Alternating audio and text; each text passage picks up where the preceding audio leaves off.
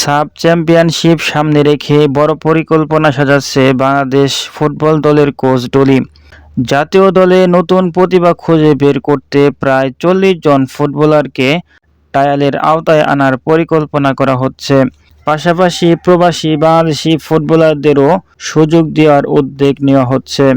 ডলির লক্ষ্য দেশের বিভিন্ন প্রান্ত ও বিদেশে থাকা সম্ভাবনাময় ফুটবলারদের খুঁজে এনে একটি শক্তিশালী দল করা।